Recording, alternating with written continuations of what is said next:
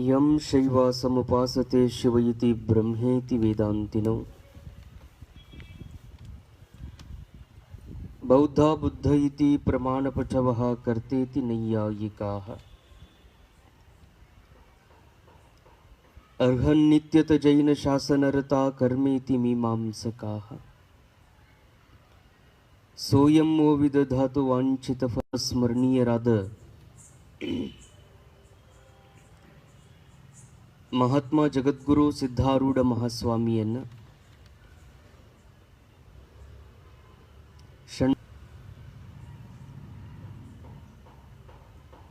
ಪರಮಾರಾಧ್ಯ ಶ್ರೀಮನ್ ನಿಜಗುಣ ಶಿವಯೋಗಿಗಳ ಷಟ್ಶಾಸ್ತ್ರಗಳಿಗೆ ಟೀಕಾ ತಾತ್ಪರ್ಯವನ್ನು ರಚಿಸಿ ಮುಮುಕ್ಷುಗಳ ಉದ್ಧಾರಕ್ಕಾಗಿ ಅವತರಿಸಿ ನಾಡ ಸಂಚರಿಸಿ ಶಾಸ್ತ್ರೋಪದೇಶಗೈದ ಆರೂಢ ಜ್ಯೋತಿ ಪೂಜ್ಯ ಅಜ್ಜನವರನ್ನು ಪ್ರಾರ್ಥನೆ ಮಾಡಿ ನಮ್ಮ ನಿಮ್ಮೆಲ್ಲರ ಪರಮಾರಾಧ್ಯ ಗುರುಗಳು ನಿರಂತರವಾಗಿ ಶಾಸ್ತ್ರ ಸ್ತೋತ್ರಗಳನ್ನು ಭಕ್ತರಿಗೆ ಎಡೆಮಾಡಿದ ಪೂಜ್ಯ ಗುರುಗಳವರ ಪವಿತ್ರ ಚರಣ ಕಮಲಗಳನ್ನು ಪ್ರಾರ್ಥಿಸಿ ಶ್ರೀಮದ್ ಶಂಕರ ಭಗವತ್ಪಾದರಿಂದ ವಿರಚಿತವಾದ ಮೋಹ ಮುದ್ಗರ ಎಂಬ ಆತ್ಮ ಪರಮಾತ್ಮಗಳ ಯಥಾರ್ಥವನ್ನು ಉಪದೇಶಿಸುವ ಮಹಾಗ್ರಂಥವನ್ನು ಕುರಿತು ಶ್ರವಣ ಮಾಡುತ್ತಿರುವ ಎಲ್ಲ ಶಿವಸ್ವರೂಪಿಗಳೇ ತಮ್ಮೆಲ್ಲರಿಗೂ ಶರಣು ಶರಣಾರ್ಥಿಗಳು. ಆರಂಭದಲ್ಲಿ ಮೋಹ ಮುದ್ಗರದ ಒಂದು 5 ಶ್ಲೋಕಗಳನ್ನು ನಾವೆಲ್ಲರೂ ಪ್ರಾರ್ಥನಾ ರೂಪದಲ್ಲಿ ಪಠಿಸುವ ಮೂಲಕ ನಂತರದಲ್ಲಿ ಚಿಂತನಕ್ಕೆ ಪ್ರವೇಶ ಮಾಡೋಣ. ಭಜ ಗೋವಿಂದಂ ಭಜ ಗೋವಿಂದಂ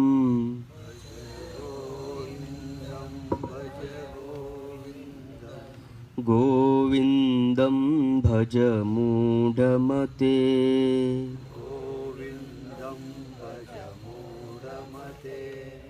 ಸಂಪ್ರಾಪ್ತೆ ಸನ್ನಿಹಿತೆ ಕಾಲೇ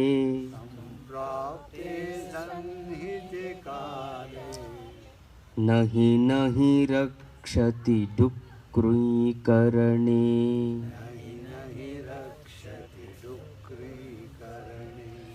ಮೂಢಜಹೀಹಿ ಧನಾಗಮತೃಷ್ಣಾಂ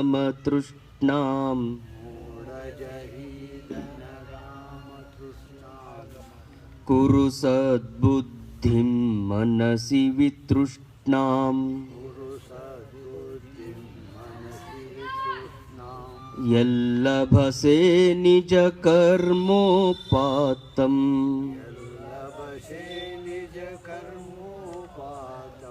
ವಿತ್ತಂ ತೇನ ವಿನೋದಯ ಚಿತ್ತಂ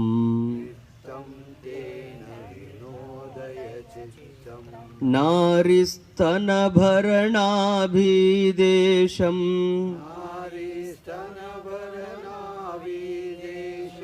ದೃಷ್ಟ್ವಾ ಮಾಗಾಮೋಹಾವೇಶಂ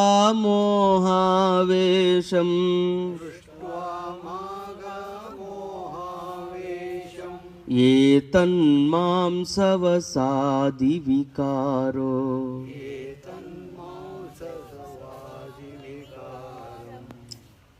ಏತನ್ಮಾಂ ಸವಸಾದಿ ವಿಕಾರಂ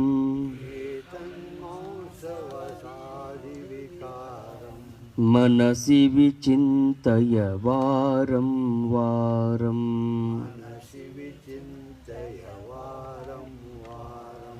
ನಲಿನಿ ದಲಗತ ಜಲಮತಿ ತರಲಂ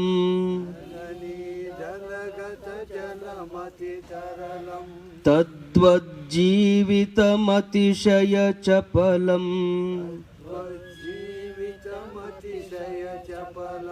ವಿದ್ದಿವ್ಯಾದ್ಯಭಿಮಾನಗ್ರಸ್ತಂ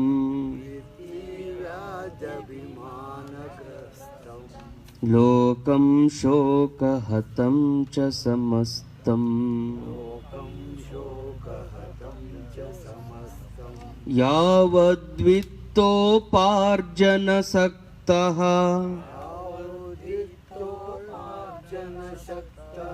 ತಾವನ್ನಿಜ ಪರಿವಾರೋ ರಕ್ತಃ ಪಶ್ಚಾಜ್ಜೀವತಿ ಜರ್ಜರ ದೇಹೇ ವಾರ್ತಾಂ ಕೋಪಿ ನ ಪೃಚ್ಛತಿ ಗೇಹೇ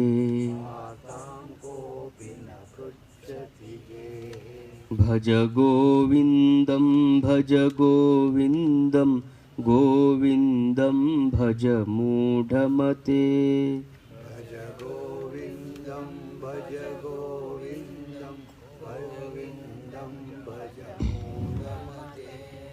ಗೋವಿಂದಂ ಭಜ ಮೂಢಮತೆ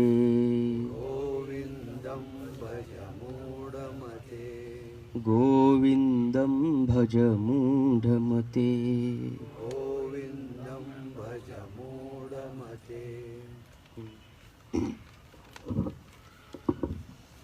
ಗೋವಿಂದನ ನಾಮಸ್ಮರಣೆಯನ್ನ ಮಾಡು. ಮೂಢಮತೆ, ಮೂರ್ಖನಾಗಿರುವಂತಹ ಜೀವನೇ, ಪ್ರತಿಯೊಂದು ನುಡಿಯ ನಂತರದಲ್ಲಿ ಗೋವಿಂದಂ ಭಜ ಮೂಢಮತೆ, ಅದು ಪ್ರತಿ ನುಡಿಗನೂ ನಾವು ಹೇಳ್ತಾನೆ ಹೋಗ್ಬೇಕು. ಹಾಗೇನೆ ಆ ಪದ್ಯದ ರಚನೆ ಆಗತ್ತೆ. ಪ್ರತಿ ಸಲನು ಶಂಕರ ಭಗವತ್ಪಾದರು ಮೂಢ ಮೂಢ ಮೂಢ, ಮೂರ್ಖ ಮೂರ್ಖ ಮೂರ್ಖ ಹೀಗೆ ಅಂದು ಅಂದು ಅಂದು ನಮ್ಮ ಅಹಂಕಾರಕ್ಕೆ ಪೆಟ್ಟು ಕೊಡ್ತಾರೆ. ಮೂರ್ಖ ಅಂತ ಸಹಜವಾಗಿ ಮನುಷ್ಯ ಅನಿಸಿಕೊಳ್ಳೋದಕ್ಕೆ ಸಾಧ್ಯ ಇಲ್ಲ. ಅವ ಎಂದೂ ತಾನು ದಡ್ಡ ಅನ್ನೋದನ್ನು ಒಪ್ಪಿಕೊಳ್ಳಂಗಿಲ್ಲ. ಜ್ಞಾನಿ ಆಗಿರುವಂಥವನು ನಾನು ಜ್ಞಾನಿಯಲ್ಲ, ನಾನೇನೂ ತಿಳಿದವನಲ್ಲ ಅಂತಾನ. ಯಾರಿಗೆ ಪರಿಪೂರ್ಣವಾಗಿರುವಂಥ ಜ್ಞಾನ ಇರ್ತದೋ, ಯಾರು ಜ್ಞಾನಿ ಆಗಿರ್ತಾನೋ, ಯಾರು ಭಗವತ್ ಸಾಕ್ಷಾತ್ಕಾರ ಮಾಡಿಕೊಂಡು ಆ ಆನಂದದಲ್ಲಿ ಓಲಾಡ್ತಿರ್ತಾನವ ಅಂತಾನ, ನಾನು ಜ್ಞಾನಿ ಅಲ್ಲ ಅಂತಾನ. ಆದರೆ ಒಬ್ಬ ಅಜ್ಞಾನಿಯನ್ನು ಮಾತಾಡಿಸಿ ನೋಡ್ರೆ ಮತ್ತು ಜ್ಞಾನಿ ಅಂತಾನ. ಜ್ಞಾನಿ ಎಂದೂ ಜ್ಞಾನಿ ಅಂದುಕೊಳ್ಳೋದಿಲ್ಲ, ಅಜ್ಞಾನಿ ಮಾತ್ರ ತಾನು ಜ್ಞಾನಿ ಅಂತ ಯಾವಾಗಲೂ ವರ್ತಿಸ್ತಿರ್ತಾನೆ. ಕಾರಣ ಏನು ಅಂದರೆ, ಅಜ್ಞಾನವನ್ನು ಮನುಷ್ಯ ಅಷ್ಟು ಸಹಜವಾಗಿ ಸ್ವೀಕಾರ ಮಾಡಂಗಿಲ್ಲ. ಅವ ಅಜ್ಞಾನಿ ಅನ್ನೋದನ್ನು ಒಪ್ಪಿಕೊಳ್ಳೋದಿಲ್ಲ.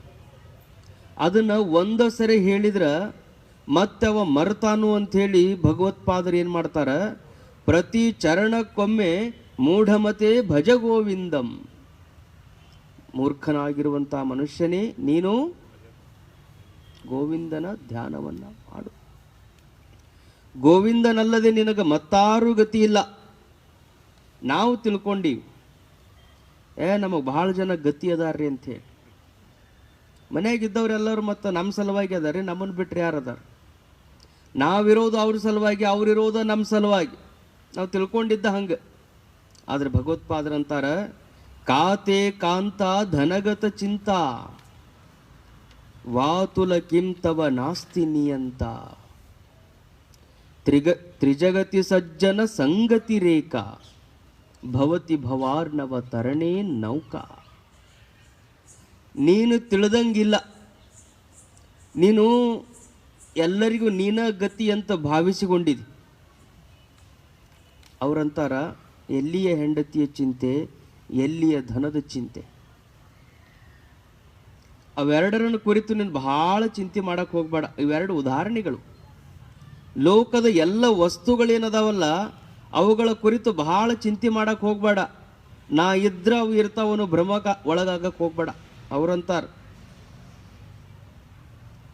ಕಿಂ ತವ ನಿಯಂತ, ಈ ಜಗತ್ತನ್ನು ನಿಯಂತ್ರಿಸುವವನು ನೀನೇ ಏನು ಅಂತ ಪ್ರಶ್ನೆ ಮಾಡ್ತಾರ. ಜಗತ್ತಿ ನಿಯಂತ, ಇಡೀ ಜಗತ್ತನ್ನು ನಡೆಸುವವನು ನೀನೇ ಏನು? ಸಾಧ್ಯ ಇಲ್ಲ. ನಾವು ಅನ್ಕೊಂಡಿವಿ ನಾವಿರ್ಲಿಕ್ಕೆ ಏನೂ ನಡೆಯಂಗಿಲ್ಲ ಅಂಥೇಳಿ. ಹಂಗಿಲ್ಲ.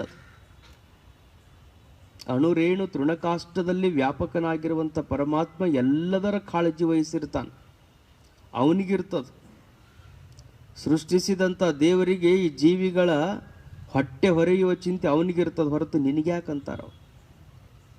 ನೀನು ಮನೆಯಾಗಿದ್ದವ್ರಿಗೆ 4 ಮಂದಿಗೆ ಊಟ ಹಾಕ್ಸಿನ ನಾ ಇದ್ರನ ಎಲ್ಲ ಅಂತ ನೀ ತಿಳ್ಕೊಂಡಿದ್ದಿ. ಕಲ್ಲೊಳಗಿದ್ದ ಕಪ್ಪಿಗೆ ಊಟ ಕೊಟ್ಟವ್ರು ಯಾರು? ಶಿವಾಜಿ ಮಹಾರಾಜ ಎಲ್ಲರಿಗೂ ನನ್ನ ಸಾಮ್ರಾಜ್ಯದೊಳಗ ಬಹಳ ದೊಡ್ಡ ದೈವ ಭಕ್ತ, ರಾಮದಾಸರ ಚರಣಾನುದಾಸ. ಆದರೂ ಒಂದು ಕಾಲಕ್ಕೆ ಅವನಿಗೆ ಭಾವನೆ ಹಿಂಗಾಗಿತ್ತಂತ, ಇಡೀ ಈ ಸಾಮ್ರಾಜ್ಯದೊಳಗಿರುವಂಥ ಪ್ರತಿಯೊಬ್ಬರಿಗೂ ಊಟ ಕೊಡವು ನಾನು, ಪ್ರತಿ ಜೀವಿಗಳಿಗೂ ಅನ್ನ ಆಹಾರಾದಿಗಳನ್ನು ನೀಡವನು ನಾನಿರ್ಲಿಕ್ರ ಈ ಸಾಮ್ರಾಜ್ಯ ಇಷ್ಟು ಸುಸ್ಥಿರವಾಗಿ ನಡೀತಿದ್ದಿಲ್ಲ ಅಂತ ಒಮ್ಮೆ ಭಾವನೆ ಬಂತಂತ. ಭಾವನೆ ಬಂದಾಗ ಯಾತ್ರೆಗೆ ಹೋಗಿರುವಂಥ ರಾಮದಾಸರು ಮಹಾರಾಜನ ಆಸ್ಥಾನದ ಕಡೆಗೆ ಬಂದು ಆತನ ಆಸ್ಥಾನದ ಎದುರಿಗಿರುವಂಥ ಒಂದು ದೊಡ್ಡ ಬಂಡೆಗಲ್ಲನ್ನು ಒಡೆಸ್ತಾರೆ. ಆ ಕಲ್ಲನ್ನು ಒಡೆಯೋದಕ್ಕೆ ಹೇಳಿದಾಗ ಆ ಕಲ್ಲು 2 ಭಾಗ ಆಗ್ತದೆ. ಆ ಕಲ್ಲ ಮಧ್ಯದಲ್ಲಿ ಒಂದಿಷ್ಟು ತೆಗ್ಗಿತ್ತು, ಆ ತೆಗ್ಗಿನೊಳಗೆ ಒಂದು ಕಪ್ಪೆ, ಅದರೊಳಗೆ ನೀರು. ಅವಾಗ ಮಹಾರಾಜನನ್ನು ಕೇಳ್ತಾರೆ, ಎಲ್ಲರಿಗೂ ನೀನೇ ಆಹಾರ ನೀಡ್ತಿದ್ದಿ, ನೀನೇ ನೀರು ನೀಡ್ತಿದ್ದಿ ಅಂತ ಹೇಳ್ತೀಯಲ್ಲ, ಈ ಕಲ್ಲ ಬಂಡೆ ಮಧ್ಯದೊಳಗಿದ್ದಂಥ ಈ ಕಪ್ಪಿಗಿಲಿ ನೀರಿಟ್ಟವ್ರು ಯಾರು ಅಂತ ಕೇಳ್ತಾರೆ. ಅದೆಲ್ಲವೂ ಜಗತ್ತಿನಿಯಂತ, ಈ ಜಗತ್ತನ್ನ ನಿಯಂತ್ರವಾಗಿ ನಿಯಾಮಕನಾಗಿ ನಿಯಂತ್ರಿಸುವಂಥ ಪರಮಾತ್ಮ ಅದಾನ. ಅವ ಅದನ್ನೆಲ್ಲ ನಿಭಾಯಿಸ್ತಾನ. ನೀನು ಸುಮ್ಮನೆ ಅದ್ರ ಗೊಡವಿಗೆ ಹೋಗಬೇಡ. ನಾನಿದ್ರ ನಡೀತೈತಿ ಅನ್ನುವಂಥ ಭ್ರಮಕ, ಆ ಚಿಂತೆಗೆ ನೀನು ಹೋಗಬೇಡ. ಯಾರ ಚಿಂತೆಯನ್ನೂ ನೀನು ಮಾಡಬೇಕಾದ ಅವಶ್ಯಕತೆ ಇಲ್ಲ. ಯಾಕೆ ನೀನು ಇರದೇ ಇದ್ರೂ ಎಲ್ಲ ನಡೀತದೆ. ನಡೆಯುವುದಿಲ್ಲ ಅಂತ ಯಾಕೆ ಭಾವಿಸ್ತಿದೆ? ನಾನಿದ್ರ ನಡೀತದ, ನಾನಿರ್ಲಿಕ್ಕಂದ್ರೆ ಅವ್ರು ಯಾರು ಇರೋದಿಲ್ಲ ಅಂತೀನಿ ತಿಳ್ಕೊಂಡಿಲ್ಲ. ಅವರು ಹೇಳ್ತಾರವ್ರು, ಧನಾನಿ ಭೂಮೌ ಪಶವಃ ಗೋಷ್ಠೆ ಭಾರ್ಯಾ ಗೃಹದ್ವಾರೆ ಜನಾಃ ಸ್ಮಶಾನೆ ದೇಹಶ್ಚಿತಾಯಾಂ ಪರಲೋಕ ಮಾರ್ಗೆ ಕರ್ಮಾನುಗಚ್ಚತಿ ಜೀವ ಏಕಃ. ವಿಚಾರ ಮಾಡು. ನನ್ನ ಬಿಟ್ಟು ನನ್ನ ಹೆಂಡತಿ ಇರೋದಕ್ಕೆ ಸಾಧ್ಯನೇ ಇಲ್ರಿ ಅಂತಿರ್ತಾರೆ. 7 ಜನ್ಮಕ್ಕೂ ಆಕಿನೇ ನನ್ನ ಪ್ರಾಣ, ಆಕಿನೇ ನನ್ನ ದೈವ, ಹೆಂಡತಿದ್ರೆ ಆರಾಮಿರ್ತೀನಿ ರೀ ಅಂತಿರ್ತಾರೆ. ನೀ ಹೋದೆ ಅಂದ್ರೆ ಹೆಂಡತಿನೂ ಹಾಗೆ ಅಂತಿರ್ತಾಳೆ. ನಮ್ಮ ಪತಿದೇವರಿದ್ರೇ ಎಲ್ಲ ರೀ, ಅವರಿದ್ರೇ ಎಲ್ಲ. ಹಂಗೆ ಅನ್ನೋರು ನೀ ಒಂದೇಳೆ ಹೋದಿ ಅಂತ ತಿಳ್ಕೊ. ಹೋದಿ ಅಂದ್ರೆ ಈ ದೇಹವನ್ನು ಬಿಟ್ಟಿ ಅಂತ ತಿಳ್ಕೊ. ಎಲ್ಲಿವರೆಗೂ ಬರ್ತಾರ?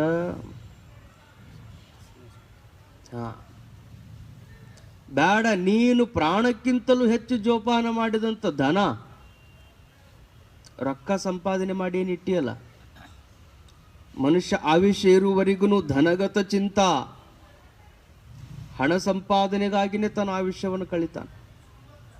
ಎಷ್ಟು ಆಯುಷ್ಯವನ್ನು ಕಳಿತಾನಂದ್ರೆ ತೋಳೊಳಗೆ ಶಕ್ತಿ ಇರುವಾಗ ಬರೀ ಗಳಿಸ್ಬೇಕು ಅನ್ನೋದ್ರ ಕಡೆಗಿನ ಲಕ್ಷ್ಯ ಇಟ್ಟು ಆರೋಗ್ಯವನ್ನು ಕಳ್ಕೊಂಡು ಹಣ ಸಂಪಾದನೆ ಮಾಡ್ತಾನೆ. ಮುಂದೆ ರೊಕ್ಕ ಬಂದು ಮನೆ ಹಾಕೊಂಡಿರ್ತದೆ, ಇದ್ದ ಆರೋಗ್ಯ ಕೆಟ್ಟು ಹೋಗಿರ್ತದೆ. ಅಷ್ಟು ವರ್ಷ ದುಡ್ದಿದ್ದ ರೊಕ್ಕ ಎಲ್ಲ ತೊಗೊಂಡೋಗಿ ಆರೋಗ್ಯದ ಸಲುವಾಗಿ ಇಟ್ಟು ಬರ್ತಾನೆ. ಯಾವುದು ಬದುಕಿಗೆ ಬರ್ತೈತಿ ಅಂತ ಗಳಿಸ್ಕೋತ ಬಂದಿದ್ದೋ ಅಂತ ಧನವನ್ನೇನು ನೀನು ತುಂಬಿಟ್ಟಿಯಲ್ಲ, ಅದು ಇಲ್ಲ. ನೀನು ಬೆವರು ಸುರಿಸಿ ದುಡಿದಿದ್ದು, ನೀನು ಇದನ್ನು ತಂದಿಟ್ಟುಕೊಂಡಿದ್ದು, ನೀನು ಮಾಡಿದ ಪರಿಶ್ರಮ ನೋಡಿದರೆ ನಿನ್ನ ಬಿಟ್ಟು ನಾನು ಒಂದು ಕ್ಷಣನೂ ಇರಬಾರ್ದು ಅಂತ ನೀನು ಗಳಿಸಿಟ್ಟ ಹಣ ನಿನ್ನ ಬೆನ್ನ ಹತ್ತಿ ಬರ್ತದೇನೋ ಅಂತ ಕೇಳ್ತಾರ. ಧನಾನಿ ಭೂಮೌ, ನೀನೇನು ಗಳಿಸಿಟ್ಟಿಯಲ್ಲ ಆಗಿನ ಕಾಲದೊಳಗೆ ಯಾರು ಏನು ದುಡ್ದಿರ್ತಿದ್ರು ಅದನ್ನೆಲ್ಲ ಎಲ್ಲಿ ಇಡ್ತಿದ್ರು ಅಂದ್ರೆ ಭೂಮಿಯಾಗ ಹೋಗೋದಿಡ್ತಿದ್ರು. ದೊಡ್ಡ ಬ್ಯಾಂಕ್ ಅಂದ್ರೆ ಅವಾಗ ಭೂಮಿನ, ಮನ್ಯಾಗನ ಯಾರಿಗೂ ಗೊತ್ತಿರ್ಲಾರ್ದಂಗೆ ಯಾವ್ದಾರ ಒಂದು ಜಾಗದೊಳಗೆ ಹೋಗೋದಿಟ್ಟಿರ್ತಿದ್ರು.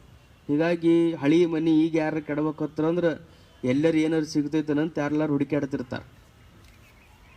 ಅಂದ್ರೆ ಆಗಿನ ಮಂದಿ ಬ್ಯಾಂಕ್ ಏನು ಭೂಮಿನ.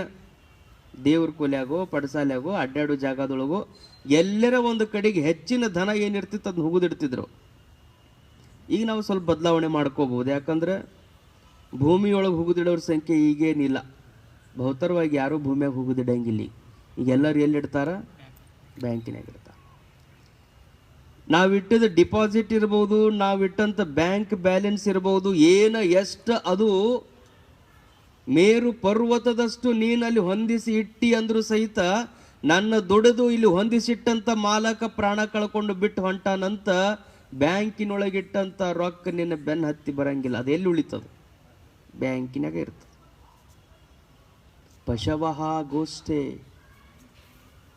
ನಾವು ದುಡಿದು ಸಾಕಿದಂಥ ದನ ಕರುಗಳೆಲ್ಲ ಎಲ್ಲಿ ಉಳಿತಾವ? ಅವು ಎಲ್ಲಿ ಕಟ್ಟಿರ್ತೀವಿ ಆ ಕೊಠಡಿ ಒಳಗನ ಉಳಿತಾವ.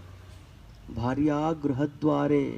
ಹೆಂಡತಿ ಉತ್ತರ ಭಾರತದ ಕಡೆಗೆ ಅವರು, ಇಲ್ಲಿ ನಮ್ಮ ಕಡೆಗೆ ಇನ್ನೂ ಚಲೋ.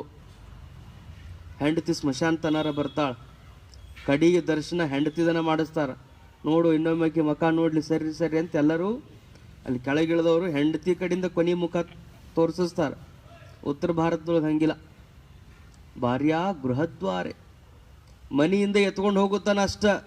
ಮನಿ ಬಾಗಲದಿಂದ ಹೆಣ ಹೊರಗೆ ಹೋತು ಅಂದ್ರೆ ಆಕೆ ಮನಿ ಬಾಗಲ ಸಹಿತ ದಾಟಿ ಬರಂಗಿಲ್ಲ. ನೀನು ನಂಬಿ ನೆಚ್ಚಿಕೊಂಡು ಬಂದಂಥ ಜನಾಹ ಸ್ಮಶಾನೆ. ಜನರು ಎಲ್ಲಿವರೆಗೂ ಬರ್ತಾರೆ? ಸ್ಮಶಾನ ತನ ಬರ್ತಾರೆ. ಇದೆಲ್ಲ ಹೊರಗಿನವರಾದ್ರೆ ಇವರು.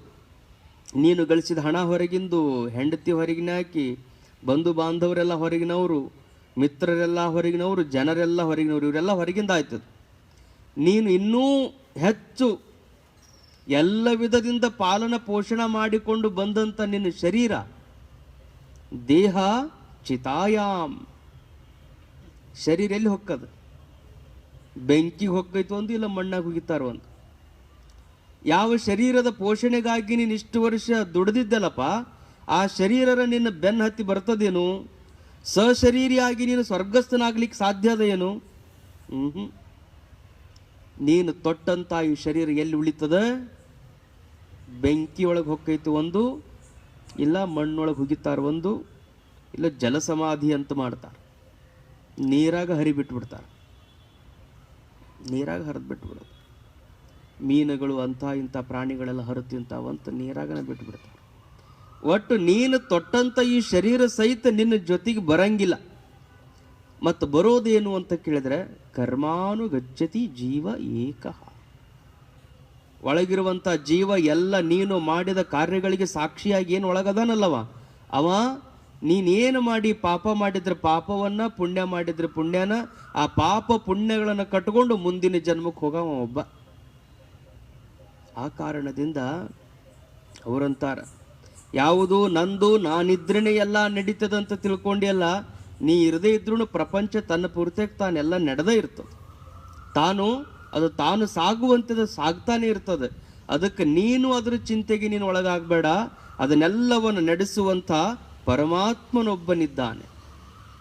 ಈ ಜಗತ್ತಿನ ನಿಯಂತೃ ಆಗಿರುವಂಥ, ನಿಯಾಮಕನಾಗಿರುವಂಥ ಪರಮಾತ್ಮ ಎಲ್ಲ ಕಾಲಕ್ಕೂ ಅನ್ನ ಕೊಟ್ಟು, ನೀರು ಕೊಟ್ಟು, ಗಾಳಿ ಕೊಟ್ಟು, ಇರೋದಕ್ಕೆ ಭೂಮಿ ಕೊಟ್ಟು, ಎಲ್ಲ ವಿಧದಿಂದಲೂ ಎಲ್ಲ ಜೀವರಾಶಿಗಳನ್ನು ರಕ್ಷಣೆ ಮಾಡುವಂಥ, ಎಲ್ಲರಿಗೂ ಗತಿ ಯಾರು ಅಂದರೆ ಪರಮಾತ್ಮ. ದಿಕ್ಕಿಲ್ಲದವರಿಗೂ ದಿಕ್ಕು ಯಾರು ಅಂದರೆ ಪರಮಾತ್ಮ. ಯಾರಿಗೆ ದಿಕ್ಕಿಲ್ಲ ಅಂತೀವಲ್ಲ, ನಾವೆಷ್ಟು ಇರುವಿಗೆ ಆಹಾರ ಹಾಕಿವಿ, ಎಷ್ಟು ಪಕ್ಷಿಗಳಿಗೆ ನಾವು ತೊಗೊಂಡೋಗಿ ಹಣ್ಣು ಇಡೋದಕ್ಕೆ ಸಾಧ್ಯ ಅದ, ಎಷ್ಟು ಪ್ರಾಣಿಗಳಿಗೆ ನಾವು ನೀರು ಕುಡಿಸೋದಕ್ಕೆ ಸಾಧ್ಯ ಅದ. ಅವುಗಳಿಗೆಲ್ಲ ಈ ನಿಯತಿಯಾಗಿರುವಂತಹ ಪರಮಾತ್ಮ ಎಲ್ಲ ಕಡೆಗೂ ಕಾಲಕಾಲಗಳಲ್ಲಿ ಅವಕ್ಕೆ ನೀರಿಡ್ತಾನ, ಅವಕ್ಕೆ ಆಹಾರ ಸಿಗೋಂಗ ಮಾಡ್ತಾನ. ಭೂಮಿಯೊಳಗೆ ಹುಟ್ಟುವಂಥ ಕ್ಷುದ್ರ ಸಣ್ಣ ಸಣ್ಣ ಜೀವಿಗಳಿಗೆ ಸಹಿತ ಅವ ಎಷ್ಟು ಅದರ ಆವಿಷ್ಯದ ಅಷ್ಟು ರಕ್ಷಣೆ ಮಾಡುವಂಥ ಜವಾಬ್ದಾರಿಯನ್ನು ಅವ ಹೊತ್ತಾನ.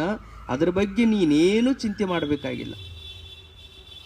ಈ ಎಲ್ಲ ಚಿಂತೆಗಳಿಂದ ನೀನು ಮುಕ್ತನಾಗಬೇಕಾಗಿತ್ತು ಅಂದರೆ ಅವರು ಒಂದು ದಾರಿ ಹೇಳ್ತಾರ. ಇದುವರೆಗೂ ರೋಗ ಕಂಡು ಹಿಡ್ದಾರ. ರೋಗ ಏನು ರೋಗ? ಇವನಿಗೆ ಹತ್ತಿದಂಥ ಧನದ ರೋಗ, ಇವನಿಗೆ ಹತ್ತಿದಂಥ ಮನೆಯ ಮೋಹದ ರೋಗ. ಈ ರೋಗ ಕಂಡು ಹಿಡಿಯೋದು ಬಹಳ ಮಹತ್ವದ್ದು. ಬಹಳಷ್ಟು ಡಾಕ್ಟರ್ಗಳಿಗೆ ರೋಗ ಕಂಡು ಹಿಡಿಯಕ್ಕೆ ಬರಂಗಿಲ್ಲ. ಔಷಧಿ ಎಲ್ಲರಿಗೂ ಗೊತ್ತಿರ್ತದೆ, ಔಷಧಿ ಬಗ್ಗೆ ಚಿಂತೆ ಮಾಡಬೇಕಾಗಿಲ್ಲ. ಏನು ಆಗೈತಿ ಅನ್ನೋದು ಗೊತ್ತಾಗ್ಬೇಕು ಮೊದಲು. ಇವ ಯಾವ ರೋಗದಿಂದ ಬಳಲಾಕತ್ತಾನ, ಈ ರೋಗ ಇದು ಲಕ್ಷಣಗಳನ್ನು ನೋಡಿ ಇದು ಇದ ರೋಗ ಅಂತ ಅವ ಕರೆಕ್ಟ್ ಗುರ್ತಿಸಿದ ಅಂದ್ರೆ ಔಷಧಿ ಕೊಡಕ್ಕೆ ಬರ್ತದೆ. ರೋಗನ ಗೊತ್ತಾಗಲಿಲ್ಲ ಅಂದ್ರೆ ಔಷಧಿ ಕೊಡೋದಕ್ಕೆ ಬರುವುದಿಲ್ಲ. ಹಾಗೆ ಅಧ್ಯಾತ್ಮವಾದಿಯಾಗಿ ಬಂದಿರುವಂಥ ಸಾಧಕನಿಗೆ ಯಾವ ರೋಗದ ಅದನ್ನು ಗುರುತಿಸ್ಬೇಕು ಮೊದಲು. ಸದ್ಗುರು ಆಗಿರುವಂಥವನು ಅವನು ಯಾವ ರೋಗದಿಂದ ಬಳಲ್ತಾ ಇದ್ದಾನೆ, ಅವನು ಮೋಹದಲ್ಲಿದ್ದಾನೋ, ಅವನು ಮಾಯೆಯಲ್ಲಿದ್ದಾನೋ, ಅವನು ಕಾಮಕ್ರೋಧಾದಿಗಳಲ್ಲಿ ಬಿದ್ದು ಒದ್ದಾಡ್ತಾ ಇದ್ದಾನೋ, ಅವನಿಗೇನು ಐತಿ ಅನ್ನೋದನ್ನು ಗುರುತು ಮಾಡಿಕೊಂಡ್ರೆ ಅದಕ್ಕೆ ತಕ್ಕಂಗೆ ಔಷಧಿ ಕೊಡಕ್ಕೆ ಬರುತ್ತೆ. ಅವ ಮುಮುಕ್ಷುವದಾನೋ, ಬರೇ ಉತ್ಸುಕತೆಯಿಂದ ಒಂದಿಷ್ಟು ಚಿಕಿತ್ಸಕ ಬುದ್ಧಿಯಿಂದ ನೋಡುವಂಥ ಸಾಧಕನಿದ. ಬಹಳಷ್ಟು ಜನರಿಗೆ ಕುತೂಹಲ ಇರ್ತದೆ, ಕುತೂಹಲಕ್ಕಾಗಿ ಅವರು ಅಧ್ಯಾತ್ಮವಾದಿಗಳಾಗಿರ್ತಾರೆ. ಮುಮುಕ್ಷುತ್ವ ಇರಂಗಿಲ್ಲ ಅಲ್ಲಿ. ಉತ್ಕಟವಾಗಿರುವಂಥ ಭಗವಂತನನ್ನು ತಿಳಿಯಬೇಕು ಅನ್ನುವಂಥ ಇಚ್ಛೆ ಅವರಲ್ಲಿ ತುಂಬಿಕೊಂಡಿರಂಗಿಲ್ಲ. ಸುಮ್ಮನೆ ಒಂದು ಕುತೂಹಲಕ್ಕಾಗಿ ಅವರಾಗಿರ್ತಾರೆ, ಕುತೂಹಲಕ್ಕಾಗಿ ಬಂದಿರ್ತಾರೆ. ಏನಾರ ಐತಿ ಇದ್ರೊಳಗೆ ನೋಡಬೇಕು ಅಂಥೇಳಿ. ಯಾವಾಗ ಕುತೂಹಲ ಪ್ರಿಯರಾಗಿರ್ತಾರ ಅಂಥವರಿಗೆ ಭಗವಂತನ ದರ್ಶನ ಆಗಂಗಿಲ್ಲ. ಯಾಕಂದರೆ ಅವ್ರಿಗೇನು ಅದರೊಳಗೆ ಕುತೂಹಲ ಇತ್ತು ಅದು ತೀರ್ತು ಅಂದ್ರೆ ಹೋಗಿಬಿಡ್ತಾರ. ಅವ್ರು ಉತ್ಕಟವಾಗಿರುವಂಥ ಇಚ್ಛೆ ಇರಬೇಕು, ನಾನು ಮುಕ್ತನಾಗಲೇಬೇಕು ಅನ್ನುವಂಥ ಇಚ್ಛೆ ಇರಬೇಕು. ಅಂಥ ಸಾಧಕ ಬಂದಿದ್ದ ಅಂದ್ರೆ ಅವನಿಗೇನು ಉಪದೇಶ ಮಾಡಬೇಕು ಅದನ್ನು ಮಾಡಬೇಕು. ಅವನು ಕುತೂಹಲದಿಂದನೂ ಇಲ್ಲ, ಉತ್ಕಟವಾದಂಥ ಇಚ್ಛಾವುಳ್ಳವನು ಇಲ್ಲ, ಮುಮುಕ್ಷುತ್ವನ ಅವನೊಳಗಿಲ್ಲ ಅಂದಾಗ ಸುಮ್ಮನೆ ಬರ್ತಿದ್ದ ಹೊಕ್ಕಿದ್ದ ಅಂದರೆ ಆತನಿಗೆ ಭಗವಂತನ ಭಜನೆಯನ್ನು ಹಚ್ಚಬೇಕು. ಆತ ಮುಮುಕ್ಷುತ ಕಡೆಗೆ ಪ್ರಯಾಣ ಮಾಡುವ ಹಾಗೆ ಮಾಡುವಂಥದ್ದು ಸದ್ಗುರುವಿನ ಲಕ್ಷಣ. ಬಂದಂಥ ಅಧಿಕಾರಿಯ ಅಧಿಕಾರವನ್ನು ನೋಡಿಕೊಂಡು ಆತನಿಗೆ ಔಷಧಿ ಮಾಡಬೇಕು. ಹಾಗೆ ಶಂಕರ ಭಗವತ್ಪಾದರು ಇಲ್ಲಿರುವಂಥ ಮೋಹ ಅನ್ನುವಂಥ ರೋಗಕ್ಕೆ ಔಷಧಿಯನ್ನು ಕಂಡು ಹಿಡಿದಾರ. ಆ ಮೋಹ ಹೋಗಬೇಕಾಗಿತ್ತು ಅಂದರೆ ಅದಕ್ಕೆ ಭಜನೆ ಒಂದೇ ಹಾದಿ. ಎಲ್ಲವೂ ಪರಮಾತ್ಮ ನಿನ್ನದು, ನನ್ನದೇನೂ ಇಲ್ಲ, ನನ್ನವರು ಅನ್ನವರು ಆರೂ ಇಲ್ಲ, ಆರಿಗೆ ಆರಿಲ್ಲ, ಕೆಟ್ಟವಂಗೆ ಕಳೆಯಿಲ್ಲ, ಜಗದ ನಂಟ ನೀನೇ ಕೂಡಲ ಸಂಗಮದೇ. ಎಲ್ಲರೂ ಒಂದಲ್ಲ ಒಂದು ದಿವಸ ಇದನ್ನು ಬಿಟ್ಟು ಹೋಗೋರನೇ. ಶರೀರನ ಬಿಡ್ತಾರಂದ ಬಳಿಕ ನಿಮ್ಮನ್ನು ಬಿಡೋದು ಏನು ದೊಡ್ಡ ಆಗದ್ದು. ಆ ಕಾರಣದಿಂದ ಇದೆಲ್ಲದಕ್ಕೂ ಗತಿಯಾಗಿರುವಂಥವನು ನೀನು. ನಿನ್ನನ್ನು ಬಿಟ್ಟರೆ ನನಗೆ ಮತ್ತಾರು ಇಲ್ಲ ಅನ್ನುವಂಥ ಭಜನ ಅನ್ನುವಂಥ ಔಷಧವನ್ನು ಭಗವತ್ಪಾದರು ಹೇಳಿದ್ದಾರೆ. ಅವನ ಕಡೆಗೆ ಅವನ ಧ್ಯಾನದಲ್ಲಿ ತಲ್ಲೀನರಾಗೋದು, ಅದನ್ನು ಮೂಢ ಮೂಢ ಅನ್ನೋ ಶಬ್ದದಿಂದ ಎಚ್ಚರ ಮಾಡ್ತಾರೆ. ಅಂಥ ಮೋಹ ಪಾಶಕ್ಕೆ ಒಳಗಾದಂಥ ತುಳಸಿದಾಸ ವೇದಾಂತದಲ್ಲಿ ಹಾದಿಯೊಳಗೆ ಬಿದ್ದಿರುವಂಥ ಹಗ್ಗ ಹಾವಾಗಿ ಕಾಣಿಸ್ತದೆ. ಉದಾಹರಣೆ ಏನು ಹೇಳ್ತಾರೆ? ಹಗ್ಗ ಹಾವಾಗಿರ್ತದೆ, ಭೂಚಿದ್ರ ಹಾವಿನಂಗೆ ಕಾಣಿಸ್ತಿರ್ತದೆ, ಪೂಮಾಲೆ ಹಾವಿನ ಹಾಗೆ ಕಾಣಿಸ್ತಿರ್ತದೆ. ಹಾದಿ ಒಳಗೆ ಒಟ್ಟು ಏನು ಬಿದ್ದಿತ್ತು ಅಂದ್ರೆ ನಸುಗತ್ತಲೊಳಗದು ಹೆಂಗೆ ಕಾಣಿಸ್ತದೆ? ಹಾವಾಗಿ ಕಾಣಿಸ್ತಿರ್ತದೆ. ಆದರೆ ತುಳಸಿದಾಸನ ಬದುಕ ಭಾಳ ವಿಚಿತ್ರ. ಅವ ಹೆಂಡತಿಯ ಮೋಹದೊಳಗೆ ತಾನಿದ್ದಾಗ ಎಲ್ಲಿ ತವ್ರ ಮನೆಗೆ ಹೋಗಿದ್ಲು ಒಂದು ದಿವಸ ಅಷ್ಟೇ. ಅವನ ಜೊತೆಗೇನೆ ಇರ್ತಿದ್ಲು. ಜೊತೆಗೇನೆ ಇರುವಂಥ ಹೆಂಡತಿ ಒಂದು ದಿವಸ ತವ್ರ ಮನೆಗೆ ಹೋಗಿದ್ಲು. ಮುಂಜಾನಿಂದ ಸಂಜೆವರೆಗೂ ಒಂದು ದಿವಸ ಕಳೆಯುವುದು ಅವನಿಗೆ ಕಷ್ಟ ಆಗಿಬಿಡ್ತು. ಬೆಳಿಗ್ಗೆ ಹೆಂಡತಿ ತವ್ರೂರಿಗೆ ಹೋಗಿ ಹೇಳ ಸಂಜೆ ಮುಂದೆ ಹೊಂಟ ಊರಿಗೆ. ಹೆಂಡತಿ ಏನು ಹೋಗಿದ್ಲಲ್ಲ, ಹೆಂಡತಿ ಊರಿಗೆ ಹೊಂಟ. ಈಗಿನಂಗೆ ಅವಾಗ ವ್ಯವಸ್ಥೆ ಇರಲಿಲ್ಲ, ನದಿ ದಾಟಿ ಹೋಗುವಂಥ ಪ್ರಸಂಗ. ಕತ್ತಲಾಗಿತ್ತು, ನಸುಗತ್ತಲಾಗಿತ್ತು. ಹೆಂಗಾರ ಮಾಡಿ ಅವನ ಚಿತ್ತ ಎಲ್ಲ ಎಲ್ಲದ ಒಟ್ಟು ಹೋಗ್ಬೇಕು, ಹೆಂಡತಿ ಊರಿಗೆ ಹೋಗ್ಬೇಕು. ನದಿ ದಾಟಬೇಕಾಗಿತ್ತು. ನದಿ ದಾಟೋದಕ್ಕೆ ನೋಡ್ತಾನ ಸುತ್ತಮುತ್ತಲು ಯಾವ ಹರಿಗೋಲುಗಳು ಇರಲಿಲ್ಲ. ನೋಡಿದ ನಸುಗತ್ತಲೊಳಗೆ ಹಂಗೆ ಹಿಂಗೆ ದಂಡಿ ಒಳಗೆ ಸ್ವಲ್ಪ ಮಸಕ್ ನಂಗೆ ಏನೋ ಕಾಣಿಸ್ತಿತ್ತು.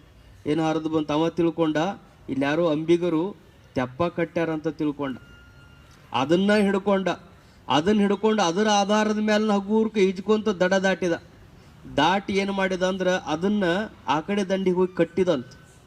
ಮತ್ತು ಹೊಳ್ಳಿ ಹೋಗಕ್ಕೆ ಬರ್ತೈತಿ ಹೇಳಿ ಆ ಕಡೆ ದಂಡಿಗೆ ಹೋಗಿ ಅದನ್ನು ಕಟ್ಟಿದ್ದ. ಮುಂದೆ ಹೆಂಡತಿ ಮನೆಯಲ್ಲಿ ತಲ್ಲಿ ಹೋದ. ಆಕೆ ಮ್ಯಾಲ ಮಹಡಿ ಒಳಗೆ ಇರ್ತಿದ್ಲಂತ, ಮಹಡಿ ಒಳಗೆ ಮಲಗಿದ್ಲು. ಅಲ್ಲಿಗೆ ಹೋಗ್ಬೇಕಲ್ಲ, ಮನ್ಯಾಗ ಎಲ್ಲರೂ ಮಕ್ಕೊಂಡಾರ, ಎಬ್ಬಿಸಿದ್ರೆ ಅಷ್ಟು ಸೌಜನ್ಯ ಇರಂಗಿಲ್ಲ, ಗೊತ್ತಾಗ್ಲಾರ್ದಂಗೆ ಮ್ಯಾಲೆ ಹೋಗಬೇಕು ಅಂತ ಹಿತ್ತಲ ಬಾಗಲದಿಂದ ಮ್ಯಾಲ ಹತ್ತಬೇಕಾಗಿತ್ತು. ಮ್ಯಾಲ ಹತ್ತುವಾಗ ಆ ಜಂತಿಗೆ ಒಂದು ಹಾವು ಎಳೆ ಬಿದ್ದಿತ್ತಂತ. ಆ ಹಾವನ್ನು ಹಗ್ಗ ಅಂತ ತಿಳ್ಕೊಂಡು ಮ್ಯಾಲೆ ಹತ್ತಿದ. ಮ್ಯಾಲೆ ಹತ್ತಿ ಬಂದ ಬಳಿಕ ಹೆಂಡತಿ ನೋಡ್ತಾಳದನ್ನು. ಇದ್ದ ಹಾವನ್ನು ಹಗ್ಗ ಅಂತ ತಿಳ್ಕೊಂಡು ಮ್ಯಾಲೆ ಹತ್ತೀರಿ, ಎಷ್ಟದ ನನ್ನ ಕಡೆಗೆ ನಿಮ್ಮ ಲಕ್ಷ್ಯ? ನನ್ನ ಕಡೆಗೆ ನೀವೇನು ಇಷ್ಟು ಲಕ್ಷ್ಯ ಕೊಟ್ಟು ಓಡಿ ಬಂದಿರಲ್ಲ, ಈ ಲಕ್ಷ್ಯ ಒಂದು ವೇಳೆ ರಾಮ ನಾಮದ ಕಡೆಗೆ ನಿಮಗಿತ್ತು ಅಂದ್ರೆ ಮುಕ್ತರಾಗಿ ಬಿಡ್ತಿದ್ರಿ ಅಂತ ಹೆಂಡತಿನ ಗುರು ಆಗ್ತಾ. ಹೆಂಡತಿಯ ಮೋಹದಲ್ಲಿ ಬಿದ್ದಂಥ ತುಳಸಿದಾಸನಿಗೆ ಹೆಂಡತಿ ಗುರುವಾಗಿ ಆತನ ಮೋಹವನ್ನು ಬಿಡಿಸ್ತಾಳೆ. ಎಚ್ಚರಾಗಿಬಿಟ್ಟ ತುಳಸಿ. ಎಂಥ ಮಾತು ಹೇಳಿದ್ಲು. ಹೆಂಡತಿಯ ಮೋಹ ಇದು ಕ್ಷಣವಾಗಿರುವಂಥದ್ದು. ರಾಮನ ಮೋಹ ಕ್ಷಣವಾದ ಬದುಕನ್ನು ಅದು ಮುಕ್ತಗೊಳಿಸುವಂಥದ್ದು. ಅಂಥ ರಾಮನಲ್ಲಿ ನಾನು ಬದುಕಬೇಕು ಅಂತ ಆ ಕ್ಷಣದಿಂದ ಹೊರಳಿ ಬಂದು ನೋಡ್ತಾನ. ಯಾವ ನದಿಗೆ ಬಂದು ತೆಪ್ಪ ಕಟ್ಟಿನ ತಿಳ್ಕೊಂಡಿದ್ದಲ್ಲ, ಅದು ನೋಡ್ತಾನ ನದಿಯಾಗ ಹರಿದು ಹೋಗಿ ಹೆಣ ಆಗಿತ್ತು.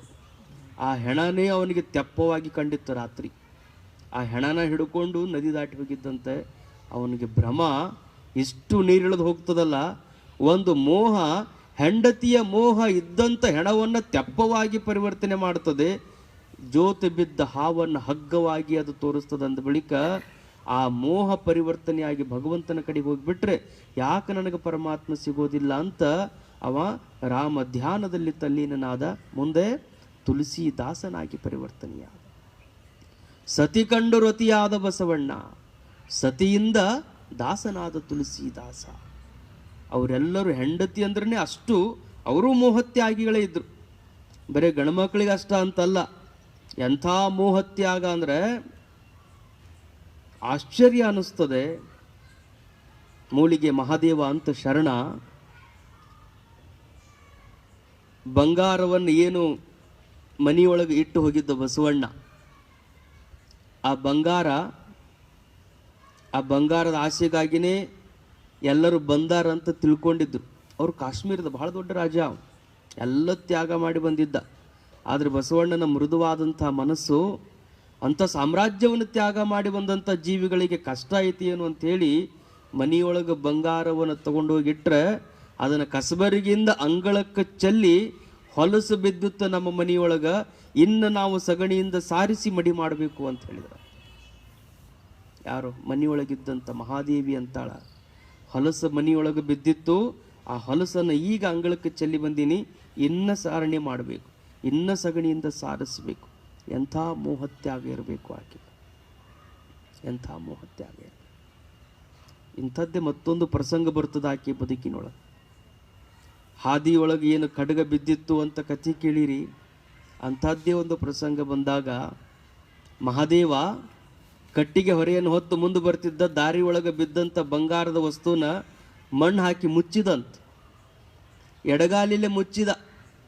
ಹೆಂಡತಿ ಸ್ವಲ್ಪ ದೂರದಾಗಿದ್ಲು, ಆಕಿ ಕಟ್ಟಿಗೆ ಹೊತ್ಕೊಂಡು ಬರಾಕತ್ತಿದ್ಲು. ನಸುಗತ್ತಲೊಳಗೆ ಅವ ಕಾಲ ಏನೋ ಕೆಬರಿ ಅದನ್ನು ಮುಚ್ಚುದಾಕಿ ನೋಡಿದ್ಲು. ಮನೆಗೆ ಬಂದು ಕಟ್ಟಿಗೆ ಹೊರೆಯನ್ನು ಒಗುದು ಅಲ್ಲಿ ಕೂತ್ಕೊಂಡಿದ್ರು. ಕೂತ್ಕೊಂಡಾಗ ಮಾತಾಡ್ಕೋತ ಹೆಂಡತಿ ಕೇಳ್ತಾಳೆ, ದಾರ್ಯಾಗ ಏನೋ ಕಾಲಿಲ್ಲಿ ಕೆದರಿ ಮುಚ್ಚಿದಂಗೆ ಆಯ್ತಲ್ಲ ಅಂತೇಳಿ. ಅವಾಗ ಗಂಡ ಅಂತಾನಿಲ್ಲ, ಬಂಗಾರದ ವಸ್ತು, ನೀನು ಮಹಾರಾಣಿಯಾಗಿದ್ದಂಥವಳು, ಎಷ್ಟು ಬಂಗಾರದ ಆಭರಣಗಳನ್ನು ಮೈತುಂಬ ತೊಟ್ಟಿರುವಂಥ ನೀನು ಅದನ್ನೆಲ್ಲ ತ್ಯಾಗವನ್ನೇನೋ ಮಾಡಿ ಬಂದಿದಿ. ಆದರೂ ಇಲ್ಲಿ ಬಂದ ಬಳಿಕ ಒಂದು ಕ್ಷಣ ಮನಸ್ಸು ಚಂಚಲಾಗಿ ಅದು ಬೇಕು ಅಂತ ನೀನೇನಾದರೂ ತಗೊಂಡಿದ್ರೆ ನಾನು ಹಿಡಿದು ರೊತಕ್ಕೆ ಅಪಮಾನ ಮಾಡಿದಂಗೆ ಆಗ್ತಿತ್ತು. ನನ್ನ ಕಣ್ಣಿಗೇನೋ ಕಂಡದ, ನನ್ನೊಳಗೆ ವಿರಾಗದ, ನಾನು ಅದನ್ನು ಮುಚ್ಚಿ ಬಂದಂಗೆ ನೀ ಬರ್ಬೇಕಲ್ಲ, ಅದಕ್ಕೆ ನಿನ್ನ ಕಣ್ಣಿಗೆ ಬಿದ್ದು ನಿನ್ನ ಮನಸ್ಸು ಚಂಚಲಾಗಿ ಕಾಯಕಕ್ಕೆ ಅಪಮಾನ ಮಾಡಿದಂಗೆ ಆಗಬಾರ್ದು ಅಂತ ಅದನ್ನು ಮಣ್ಣು ಹಾಕಿ ಮುಚ್ಚಿದೆ ಅಂತ ಮಹಾದೇವ ಹೇಳಿದ. ಆಕಿ ಎಂಥ ನಿರ್ಮೋಹಿಯಾಗಿದ್ಲು ಅಂದ್ರೆ ಮಹಾದೇವಿ ಅಂತಾಳ, ಕಾಶ್ಮೀರದಿಂದ ಇಲ್ಲಿ ತನ ಬಂದು ಕಟ್ಗಿ ಕಡ್ದು ಕೆಲಸ ಮಾಡಾಕತ್ರು ಅದು ಬಂಗಾರ ಅಂತ ನಿಮ್ಮ ತಲೆಯಾಗಿಂದ ಹೋಗಿಲ್ಲಲ್ಲ, ಅದನ್ನು ತೆಗೀರಿ ಅಂದ್ಲೆ. ಅದಿನ್ನೂ ಬಂಗಾರ, ಅದು ವಿಶೇಷವಾಗಿ ಬೆಲೆ ಬಾಳುವಂಥದ್ದು ಅನ್ನುವ ಭಾವ ಏನೈತಲ್ಲ ಅದನ್ನು ತೆಗೆದ್ರೆ ನಾವು ಕಾಯಕ ಮಾಡಿದ್ದಕ್ಕೆ ಸಾರ್ಥಕ ಆಗ್ತದೆ ಅಂತ ಹೇಳಬೇಕಾದ್ರೆ ಹೆಣ್ಣು ಮಕ್ಕಳು ಸಹಿತ ಎಂಥ ತ್ಯಾಗಿಗಳಾಗಿದ್ದರು. ಮೈತ್ರಾದೇವಿ ಅದೆಂಥ ತ್ಯಾಗ.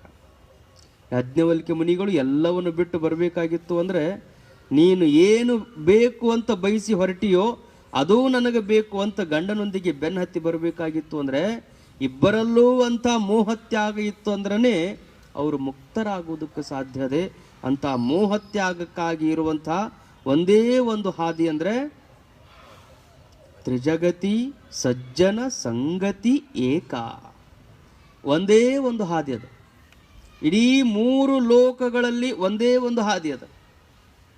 ಸ್ವರ್ಗ ಇರ್ಬೋದು, ಮರ್ತೆ ಇರ್ಬೋದು, ಪಾತಾಳ ಇರ್ಬೋದು. ಈ ಎಲ್ಲ ಲೋಕಗಳಲ್ಲಿ ಮೋಹಿತರಾಗಿರುವಂಥ ವ್ಯಕ್ತಿಗಳು ಆ ಮೋಹದಿಂದ ಮುಕ್ತರಾಗಬೇಕಾಗಿತ್ತು ಅಂದರೆ ಒಂದೇ ಒಂದು ಮಾರ್ಗ ಅದೇ. ಯಾವ ಮಾರ್ಗ ಅಂದರೆ ಸಜ್ಜನ ಸಂಗತಿ ಏಕ. ಭವತಿ ಭವಾರ್ಣವ ತರಣೇ ನೌಕಾ. ಈ ಭವ ಅನ್ನುವಂಥ ದೊಡ್ಡ ಸಮುದ್ರ ಏನದಲ್ಲ, ಈ ಸಮುದ್ರವನ್ನು ದಾಟಬೇಕಾಗಿತ್ತು ಅಂದರೆ ಹೊರಗಿನ ಸಮುದ್ರ ದಾಟಬೇಕಾಗಿತ್ತು ಅಂದ್ರೆ ನೌಕೆ ಬೇಕು, ಹಡಗ ಬೇಕು. ಹಡಗ ಇತ್ತು ಅಂದ್ರೇ ಹೊರಗಿರೋ ಸಮುದ್ರವನ್ನು ದಾಟೋದಕ್ಕೆ ಬರ್ತದೆ. ನಮ್ಮ ದೇಶದಿಂದ ಇನ್ನೊಂದು ದೇಶಕ್ಕೆ ಹೋಗಬೇಕಾಗಿತ್ತು ಅಂದರೆ ಮಧ್ಯದೊಳಗೆ ಮಾಧ್ಯಮವಾಗಿ ಬಳಸುವಂಥದ್ದು ಯಾವುದು ಅಂದರೆ ಹಡಗ, ನೌಕಾ, ಭವಾರ್ಣವ. ಈ ಭವ ಅನ್ನುವಂಥ ಸಮುದ್ರವನ್ನು ದಾಟಬೇಕಾಗಿತ್ತು ಅಂದರೆ ಒಂದೇ ಒಂದು ಹಡಗದ. ಯಾವುದು? ಸಜ್ಜನ ಸಂಗತಿ ಏಕ. ಸಜ್ಜನರ ಸಂಘದೊಳಗಿರೋದು ಮಾತ್ರ, ಅದರಿಂದ ಮಾತ್ರ ಈ ಭವದ ಒಂದು ಸಮುದ್ರವನ್ನು ದಾಟುವುದಕ್ಕೆ ಸಾಧ್ಯ ಅದ. ಮೋಹದ ಸಮುದ್ರವನ್ನು ದಾಟುವುದಕ್ಕೆ ಸಾಧ್ಯ ಅದ. ಮೋಹದ ಸಮುದ್ರ, ಭವದ ಸಾಗರವನ್ನು ದಾಟಬೇಕಾಗಿತ್ತು ಅಂದರೆ ಸಜ್ಜನ ಸಹವಾಸದಲ್ಲಿರಬೇಕು. ಸಜ್ಜನರು ಅಂತ ಮೋಹ ವಶನಾಗಿರುವಂಥ ವ್ಯಕ್ತಿಗೆ ಯಾವಾಗಲೂ ಕೊಡಲೇ ಪೆಟ್ಟನ್ನು ಕೊಡ್ತಿರ್ತಾರೋ, ಯಾವಾಗಲೂ ಬೈತಿರ್ತಾರೆ. ಎಷ್ಟು ಬೈತಾರೆ ನೋಡ್ರಿ ಶಂಕರರು. ಮೂಢ ಮೂಢ ಕವಿ ಹೇಳ್ತಾನೆ, ಮಹಾತ್ಮರು ಬೈದ್ರೆ ಮನಸ್ಸಿಗೆ ಹಚ್ಕೋಬಾರ್ದಂತೆ, ತಾಯಿ ಬೈದ್ರೆ ಮಹಾತ್ಮರು ಬೈದ್ರೆ ಮನಸ್ಸಿಗೆ ಹಚ್ಕೋಬಾರ್ದಂತೆ ಯಾವಾಗ. ಯಾಕಂತ ಕೇಳಿದರೆ ಅವರಲ್ಲಿ ಯಾವ ದುರ್ಬುದ್ಧಿನೂ ಇರೋಂಗಿಲ್ಲ. ತಾಯಿ ಬೈಯುವುದ್ರೊಳಗೊಂದು ಅರ್ಥ ಇರ್ತದೆ. ಎಂಥ ಸಮಯದಲ್ಲಿ ತಾಯಿ ಬೈದ್ರೂ ಮಕ್ಕಳ ಏಳಿಗೆಗಾಗಿನೇ ಆಕೆ ಬೈತಾಳೆ ಹೊರತು ತನ್ನ ಮಗ ಹಾಳಾಗಿ ಹೋಗಲಿ ಅಂತ ಯಾವ ತಾಯಿನೂ ಬೈಯಂಗಿಲ್ಲ. ಹಾಗೆ ಸದ್ಗುರು ಆಗಿರುವಂಥವನು, ಸಜ್ಜನನಾಗಿರುವಂಥವನು, ಸತ್ಪುರುಷನಾಗಿರುವಂಥವನು ಏನಾದರೂ ಬೈದು ಹೇಳುತ್ತಿದ್ದ ಅಂದರೆ ಅದು ನನ್ನ ಒಳಿತಿಗಾಗಿ ಅಂತ ಯಾರು ಭಾವಿಸ್ತಾರಲ್ಲ ಅವರು ಉದ್ಧಾರ ಆಗ್ತಾರೆ, ಅವರು ಮುಕ್ತರಾಗ್ತಾರೆ. ವರಂ ಸಖೇ ಸತ್ಪುರುಷ ಅಪಮಾನಿತೋ ನ ನೀಚ ಸಂಸರ್ಗ ಗುಣೈರಲಂಕೃತ ವರಾಶ್ವಪಾದೇನ ಹತೋ ವಿರಾಜತೆ ನ ರಾಸಭಸ್ಯ ಪರಿಸಂಸ್ಥಿತೋ ನರಹ. ನೀನೇನೇ ಮಾಡು, ವರಂ ಸಖೆ, ಎಲ್ಲೋ ಗೆಳೆಯನೇ, ಇದು ಶ್ರೇಷ್ಠವಾದದ್ದು. ಯಾವುದು? ಸತ್ಪುರುಷ ಅಪಮಾನಿತೋ. ನೀನು ಅಪಮಾನಕ್ಕೊಳಗಾಗೋ ಆಗ್ಬೇಡಂತಲ್ಲ. ಯಾರಿಂದ ಅಪಮಾನಕ್ಕೊಳಗಾಗು ಅಂದರೆ ಸತ್ಪುರುಷರಿಂದ ಅಪಮಾನಕ್ಕೊಳಗಾಗು. ಸತ್ಪುರುಷರಿಂದ ನೀನು ಅವಮಾನಕ್ಕೊಳಗಾದಿ ಅಂದರೆ, ಅಪಮಾನಕ್ಕೊಳಗಾದಿ ಅಂದರೆ, ಅವರು ಒಂದು ಬೈದರು ಅಂದರೆ ಅದು ನಿನ್ನ ಒಳ್ಳೆಯದಕ್ಕನೇ. ಹೆಂಗೆ ಹೇಳ್ತಾನವ ಅಂದರೆ ವರಹ ಅಶ್ವಪಾದೇನ ಹತೋ ವಿರಾಜತೆ. ಇದು ಶ್ರೇಷ್ಠತರವಾಗಿರುವಂಥದ್ದು. ಯಾವುದು? ಕುದುರೆ ಕಾಲ ಕೆಳಗೆ ಸಿಕ್ಕು ಸತ್ರ ಅವನಿಗೇನಂತಾರೆ? ವೀರ ಅಂತಾರೆ. ವೀರನ ಪಟ್ಟ ಯಾವಾಗ ಕಟ್ತಾರಂದ್ರೆ ಕುದುರೆ ಕಾಲ ಕೆಳಗೆ ಸಿಕ್ಕ ಸಾಯ್ಬೇಕು. ಕುದುರೆ ಇರಬೇಕದು. ಏನಿರಬೇಕು? ಕುದುರೆ ಇರಬೇಕು. ಕುದುರೆ ಕಾಲ ಕೆಳಗೆ ಬಿದ್ದಾನಂದ್ರೆ ಅವ ಸೈನಿಕನೇ ಇರ್ತಾನ, ಶೂರನೇ ಇರ್ತಾನ. ಹೋರಾಟ ಮಾಡಕ್ಕೆ ಹೋಗ್ಯಾನ, ಹೋರಾಟದೊಳಗೆ ಅವನ ಪ್ರಾಣ ಹೋಗ್ಯದ ಅಷ್ಟೇ. ಆದ್ರೆ ಕೂತಿದ್ದದ್ರ ಮೇಲೆ, ಕುದುರೆ ಮೇಲೆ ಕೂತ್ಕೊಂಡಾನ, ಯುದ್ಧ ಮಾಡಕ್ಕೆ ಹೋಗ್ಯಾನ, ಪ್ರಾಣ ತ್ಯಾಗ ಮಾಡ್ಯಾನ. ಕುದುರೆ ಅನ್ನೋದು ಗೌರವದ ಸಂಕೇತ. ಆ ಕುದುರೆ ಕಾಲ ಕೆಳಗೆ ನೀನು ಸಿಕ್ಕ ಸತ್ರುನು ನಿನಗ ವೀರ ಧೀರ ಅಂತ ಕರೀತಾರ. ಹಾಗೆ ಮಹಾತ್ಮರ ಕಡೆಯಿಂದ ನೀನು ಬಯಸಿಕೊಂಡಿ ಅಂದ್ರೂ ಸಹಿತಕ ನಿನಗೆ ಸಜ್ಜನ ಅಂತಾರ, ಸತ್ಪುರುಷ ಅಂತಾರ. ನಿನಗೆ ಅಂಥ ಮಹಾತ್ಮರ ಜೊತೆಗೆ ಒಡನಾಟ ಮಾಡ್ತಾನಂತ ನಿನ್ನ ಬಗ್ಗೆ ಗೌರವದಿಂದ ಎಲ್ಲರೂ ನಡ್ಕೋತಾರ. ನ ರಾಸಭಸ್ಯ ಪರಿಸಂಸ್ಥಿತೋ ನರಹ. 4 ಜನ ದುರ್ಜನರು ಕೂಡ್ಕೊಂಡು ಕೆಟ್ಟವ್ರು ಕೂಡ್ಕೊಂಡು ನಿನ್ನ ಕತ್ತಿ ಮೇಲೆ ಮೆರವಣಿಗೆ ಮಾಡಿದ್ರು ಅದೇನು ಚಲೋ ಅಲ್ಲ. ಮೆರವಣಿಗೆ ನಡೆದೈತಿ ಖರೆ, ಎದ್ರ ಮೇಲೆ ನಡೆದೈತಿ? ಕುದುರೆ ಕಾಲ ಕೆಳಗೆ ಸಿಕ್ಕ ಸಾಯೋದು ಚಲೋನೋ, ಕತ್ತಿ ಮೇಲೆ ಕೂತು ಮೆರವಣಿಗೆ ಮಾಡ್ಕೊಳ್ಳೋದು ಚಲೋನು? ಕುದುರೆ ಕಾಲ ಕೆಳಗೆ ಸಿಕ್ಕ ಸಾಯೋದು ಹೆಂಗೆ ಚಲೋನೋ ಹಾಗೆ ಮಹಾತ್ಮರು ನಮಗೆ ಬೈದ್ರು ಅದು ನಮ್ಮ ಒಳಿತಿಗಾಗಿನೇ, ಅದು ನಮ್ಮ ಏಳಿಗೆಗಾಗಿನೇ ಅವ್ರು ಬೈತಾರೆ ಹೊರತು ದುಷ್ಟರು ನಿಮ್ಮನ್ನು ಹೊಗಳುವುದಕ್ಕಿಂತಲೂ ಸಜ್ಜನರು ನಿಮ್ಮನ್ನು ಬೈಯುವಂಗಿರೋದು ಬಹಳ ಚಲೋ. ಅವರು ಮೂಢ ಅಂದ್ರೂ ಅಲ್ಲೊಂದು ಪ್ರೀತಿ ಅದು. ಮೂಢ ಅನ್ನುವಂಥ ಶಬ್ದದಲ್ಲಿ ಒಂದು ಪ್ರೀತಿ ಅದು. ನೀನು ತಿಳ್ಕೋಬೇಕು ಅಂತ ಆಸಕ್ತಿಯಿಂದ ಬಂದಿದೆ, ಆದ್ರೆ ಅದನ್ನ ಹೆಂಗೆ ತಿಳಿಬೇಕು ಅಂತ ನಿನಗೆ ಗೊತ್ತಾಗೋಲ್ತು. ನಿನ್ನ ಅಜ್ಞಾನ ನೀನು ಒಳಗಿಟ್ಟುಕೊಂಡು ಅದನ್ನು ಮುಚ್ಚೋದಕ್ಕೆ ಪ್ರಯತ್ನ ಮಾಡ್ತಿದ್ದೆ. ಅಜ್ಞಾನವನ್ನು ಎಂದೂ ಮುಚ್ಚಕ್ಕೆ ಪ್ರಯತ್ನ ಮಾಡಬಾರ್ದು. ಅಜ್ಞಾನದ ಜೊತೆಗೆ ನಾವು ಗುದ್ದಾಡ್ಕೋತ ಕೂತೀವಿ ಅಂದ್ರೆ ಅದು ಎಂದೂ ದೂರ ಆಗಂಗಿಲ್ಲ. ಅಜ್ಞಾನ ಅದು ಇರುವಂಗನೇ ಇರಬೇಕು. ಜ್ಞಾನದ ಜ್ಯೋತಿಯನ್ನು ನೀನು ಹಚ್ಚಿಬಿಟ್ರೆ ಸಾಕು, ಅಜ್ಞಾನ ಅನ್ನುವಂಥ ಕತ್ತಲು ತನ್ನಿಂದ ತಾನೇ ಹೊರಟು ಹೋಗಿಬಿಡುತ್ತದೆ. ಕತ್ತಲ ಜೊತೆಗೆ ಗುದ್ದಾಡೋದಕ್ಕಿಂತಲೂ ಬೆಳಕು ಹಚ್ಚಿಕೊಳ್ಳುವಂಥ ಪ್ರಯತ್ನ ಮಾಡಬೇಕು. ಅಜ್ಞಾನ ನಾಶ ಆಗಲಿ ಅಂತ ಅನ್ನೋದಕ್ಕಿಂತಲೂ ಜ್ಞಾನ ಪ್ರಾಪ್ತಿಯಾಗಲಿ ಅಂತ ನಾವು ಪ್ರಾರ್ಥನೆ ಮಾಡಿಬಿಟ್ರೆ ಭಗವಂತ ಅದನ್ನು ನಮಗೆ ಆಶೀರ್ವದಿಸ್ತಾನೆ. ಹಾಗೆ ಅನ್ನುವ ಮಾತುಗಳನ್ನು ಈ ಪ್ರಸಂಗದಲ್ಲಿ ನೆನೆದು ಅಂಥ ಸತ್ಪುರುಷರ ಒಂದು ಸಹವಾಸದಲ್ಲಿ ಇರಬೇಕು ಅಂತ ಶಂಕರ ಭಗವತ್ಪಾದರು ಎಷ್ಟು ಇರಬೇಕ್ರಿ ಅಂದರೆ, ಕ್ಷಣಮಪಿ ಒಂದು ಕ್ಷಣ ಇದ್ರೂ ಸಾಕು. ಸತ್ಪುರುಷರ ಸಹವಾಸದೊಳಗೆ ಒಂದು ಕ್ಷಣ ಇದ್ರೂ ಅಷ್ಟೇ ಲಾಭದಾಯಕ ಆಗಿರ್ತದೆ. ಅದು ಅಜ್ಞಾನ ನಾಶಕ್ಕೆ ಕಾರಣವಾಗಿರ್ತದೆ. ಇಷ್ಟು ಕೂತು ನಾವೇನು ಚಿಂತನೆ ಮಾಡ್ತೀವಿ, ಈ ಚಿಂತನೆಗಳನ್ನು ಕೇಳ್ತೀವಿ, ಒಬ್ಬೊಬ್ಬರಿಗೆ ಒಂದೊಂದು ರೀತಿಯ ಲಾಭ ಅದರಿಂದ ಆಗ್ತಿರ್ತದೆ.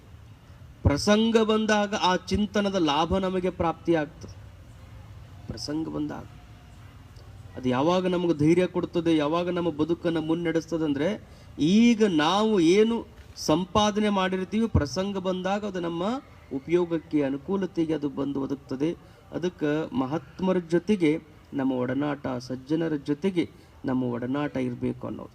ಅವರು ಕ್ಷಣ ಮಾತ್ರದಲ್ಲಿ ಅಜ್ಞಾನವನ್ನು ನಾಶ ಮಾಡ್ತಾರೆ. ಶ್ರೀಮಂತ ಇದ್ದ, ಬಿಳಿ ಬಟ್ಟೆ ಹಾಕ್ಕೊಂಡಿದ್ದ, ಭಾಳ ದೊಡ್ಡ ಶ್ರೀಮಂತ, ತೊಟ್ಟಿದ್ದು ಬಿಳಿ ಬಟ್ಟೆ, ಅವತ್ತನೇ ಹೊಸದಾಗಿ ಹೊಲಿಸ್ಕೊಂಡಿದ್ದ. ಅವ ಹೊಲಿಸ್ಕೊಂಡು ಹಾಕ್ಕೊಳ್ಳೋ ಟೈಮಿಗೆ ಮಹಾರಾಜರಿಂದ ಒಂದು ಕರೆ ಬಂತು, ನನ್ನ ಭೇಟಿಯಾಗೋದಕ್ಕೆ ಬಾ ಅಂತ ಹೇಳಿ ಅವನಿಗತ್ಯ. ಇವನು ಶ್ರೀಮಂತ ಮತ್ತು ಇಡೀ ರಾಜ್ಯದ ದೊರೆ ಕರೀತಾನಂದ್ರೆ ಇವ್ನು ಭಾಳ ಆನಂದ ಆಗಿಬಿಡ್ತು. ಏನು ಹೊಸ ಬಟ್ಟೆ ಹಾಕ್ಕೊಳ್ಳೋದಕ್ಕೆ, ಶ್ರೀಮಂತ ಇರೋದಕ್ಕೆ, ಮಹಾರಾಜ ಕರೆಯೋದಕ್ಕೆ ಅಗ್ದಿ ರಾಜ ಟಿವಿಯಿಂದ ಮಹಾರಾಜನ ಕಡೆಗೆ ಹೋಗಿ ಭೇಟಿ ಆಗೋದಕ್ಕೆ ಹೋಗಿ ಅವನು ಮುಂದೆ ನಿಂತಾನೆ. ಯಾವಾಗ ಹತ್ತೈತಿ ಅನ್ನೋ ಗೊತ್ತಾಗಿಲ್ಲ, ಒಂದಿಷ್ಟು ಕರಿ ಮಸಿ ಹತ್ತಿಬಿಟ್ಟದ ಅಂಗಿ, ಕರಿ ಮಸಿ ಹತ್ತದ. ಅವಂಗೇನು ಕೊರತೆ ಇಲ್ಲ, ಎಲ್ಲ ಶ್ರೀಮಂತ ಅದಾನ, ಎಲ್ಲ ಚಲೋನ ಅದಾನ, ಬಟ್ಟೆರ ಚಲೋ ಹಾಕ್ಕೊಂಡಾನ, ಗೊತ್ತಾಗ್ಲಾರ್ದಂಗೆ ಅವ್ನಿಗೇನಾಗ್ಬಿಟ್ಟದ ಕರಿ ಮಸಿ ಹತ್ತಿಬಿಟ್ಟದ ಎಲ್ಲ. ಒಂದು ಮಹಾರಾಜನ ಮುಂದೆ ನಿಂತು ಮಾತಾಡಿದ, ಹೊರಗೆ ಬಂದ್ಮೇಲೆ ಮಹಾರಾಜನ ಜೊತೆಗೆ ಮಾತಾಡಿದ್ದ ಅವ್ನಿಗೇನು ತಲೆಯಾಗಿ ಉಳಿದಿಲ್ಲ. ಇಷ್ಟು ಚಲೋ ಬಟ್ಟೆ ಹಾಕ್ಕೊಂಡು ಹೋಗಿದ್ದಿದ್ದು ಎಲ್ಲಿಂದ ಹತ್ತಿದು ಕರೀದು ಅಂತ ಅವ್ನು ಚಿಂತೆ. ದಾರ್ಯಾಗ ಬರೋ ಮುಂದೆ ನೋಡ್ಕೋತ ಬಂದ, ಅಲ್ಲಿ ಒಬ್ರು ಯಾರೋ ಒಂದು ಗಿಡ ಸುಟ್ಟಿದ್ರು. ಆ ಗಿಡದು ಏನು ಇದ್ಲಿತ್ತಲ್ಲ, ಆ ಇದ್ಲಿ ಬಂದು ಇವನು ಮೈ ಮೇಲೆ ಯಾವಾಗ ಬಿದ್ದಿದ್ದು ಗೊತ್ತಾಗಿಲ್ಲ. ಅವಂಗೆ ಸಿಟ್ಟು ಬಂದವನಂದ, ಎಷ್ಟು ಇದು ಸುಟ್ಟಿದ್ದು ಇದ್ಲಿ ಅದಾವ, ಇವನ್ನೆಲ್ಲ ತಂದು ಒಂದು ಕಡೆಗೆ ಹಾಕ್ರಿ ಅಂತ ಊರಾಗಿದ್ದವ್ರಿಗೆ ಎಲ್ಲರಿಗೂ ಆದೇಶ ಮಾಡಿದ. ಶ್ರೀಮಂತ ಇದ್ದ, ಆಯ್ತು ತಗೊಂತ ಎಲ್ಲರೂ ಇದ್ಲಿ ತಂತಂದು ಒಂದು ದೊಡ್ಡ ಗುಡ್ಡನ ಆದಂಗೆ ಆತ. ಇದ್ಲಿ ತೊಳಿಬೇಕಂತ ಒಂದು ಇದ್ಲಿ ತೊಳೆದು ಅವ್ನು ಬೆಳಗ ಮಾಡ್ಬೇಕಂತ ಅವನ ಯೋಜನೆ. ಅದಕ್ಕೆ ಬೇಕಾಗುವಷ್ಟು ಏನು ಸಬ್ಕಾರ್ ಪುಡಿ ತರಿಸಿದ, ನೀರು ತರಿಸಿದ, ಇದ್ಲಿ ತೊಳೆಯಕತ್ತ. ಎಷ್ಟು ದಿವ್ಸ ತೊಳೆಯವದಾನ, ಹೆಂಗೆ ತೊಳೆಯವದಾನ, ಅದು ಹಸಿ ಗಾಡಿ ತೊಳೆದಂಗೆ, ಅದು ತೊಳೆದಂಗೆ ಹೆಂಗೆ ರಾಡಿ ಬಿಡ್ತದಲ್ಲ ಹಂಗೆ ಇದ್ಲಿ ತೊಳೆದಂಗೆ ಅದು ಕರೀದನ ಅದ ಒಂಥರ ಹೊಳಿ ಹರಿದಂಗೆ ಹರಿಯಾಕೈತಿ. ಅಷ್ಟೊತ್ತಿಗೆ ಒಬ್ಬ ಮಹಾತ್ಮ ಬಂದ. ಇದ್ಲಿ ಮ್ಯಾಲ ನಿನಗೆ ಕೋಪ ಐತಿ ಖರೆ, ಯಾಕಂದ್ರೆ ಹೋಗೋ ಮುಂದೆ ಮೈಗೆ ಹತ್ತೈತಿ, ನಿನಗೆ ಅಸಹ್ಯ ಮಾಡೈತಿ ಅಂತ ಅದ್ರ ಮೇಲೆ ನಿನಗೆ ಸಿಟ್ಟು ಐತಿ. ಆದ್ರೆ ಸಿಟ್ಟು ತೀರಿಸ್ಕೋಬೇಕಂದ್ರೆ ಇದ್ಲಿ ತೊಳೆದ್ರೆ ಅದ್ರ ಮ್ಯಾಗಿನ ಸಿಟ್ಟು ಹೋಗಂಗಿಲ್ಲ. ಅದನ್ನ ಏನು ಮಾಡಬೇಕು ಅಂದ್ರೆ ಸುಡಬೇಕು. ಇದ್ಲಿ ನೀನು ಸುಟ್ಟಿ ಅಂದ್ರೆ ಕರ್ರಗೆ ಇದ್ದಿದ್ದೆಲ್ಲ ಬೂದಿ ಹಾಕದು. ಆ ಬೂದಿಯನ್ನು ನೀನು ಸೋಸಿದೆ ಅಂದ್ರೆ, ಆ ಸೋಸಿ ಅದ್ರ ಮೇಲೆ ಪ್ರೀತಿಯಿಂದ 4 ಏಟು ಬಡದಿ ಅಂದ್ರೆ ಹಣಿಗೆ ಹಚ್ಚುಗಳು ವಿಭೂತಿ ಹಾಕೋದು, ಅದು ಬೆಳ್ಳಗೆ ಹಾಕೋದಪ್ಪ. ಬೆಳ್ಳಗ ಮಾಡಬೇಕಂದ್ರೆ ಅದನ್ನು ಸುಡಬೇಕು ಅಂತ ಹೇಳಿದಂತ. ಹಾಗೆ ಮಹಾತ್ಮರಾಗಿರುವಂಥವರು ನಮ್ಮ ಅಜ್ಞಾನವನ್ನು ತೊಳ್ಕೋಬೇಕು ಅಂತ ಅಜ್ಞಾನದ ಜೊತೆಗೆ ಗುದ್ದಾಡೋದಕ್ಕಿಂತಲೂ ಅವ್ರು ಬಂದು ಅವ್ರ ಪಾದಕ್ಕೆ ನಾವು ಬಿದ್ವಿ ಅಂದರೆ ಅವರು ನಮ್ಮನ್ನು ಎತ್ತಿಕೊಂಡು ಜ್ಞಾನ ಅನ್ನುವಂಥದ್ದನ್ನು, ನಮಗಿರುವಂಥ ಅಜ್ಞಾನವನ್ನೆಲ್ಲ ಸುಟ್ಟು ಜ್ಞಾನದ ವಿಭೂತಿಯನ್ನು ಮಾಡಿ ಅವರು ನಮಗೆ ಹಣಿಗೆ ಹಚ್ಚುವುದರಿಂದ ಅಂತಹ ಸಜ್ಜನರ ಸಂಘದಲ್ಲಿ ನಾವು ಯಾವಾಗಲೂ ಇರಬೇಕು ಅನ್ನುವಂಥದ್ದನ್ನು ಆ ಶಂಕರ ಭಗವತ್ಪಾದರು ಭವಾರ್ಣವ ತರಣೆ ನೌಕಾ, ಭವಸಾಗರವನ್ನು ದಾಟಬೇಕಾಗಿತ್ತು ಅಂದರೆ ಒಂದೇ ಒಂದು ಹಡಗು, ಆ ಹಡಗೆ ಸಜ್ಜನ ಸಹವಾಸ ಅಂತ ಹೇಳ್ತಾರೆ. ನಾಳೆ ದಿವಸ ಮತ್ತೆ ಇದೇ ಚಿಂತನವನ್ನು ಮುಂದುವರಿಸ.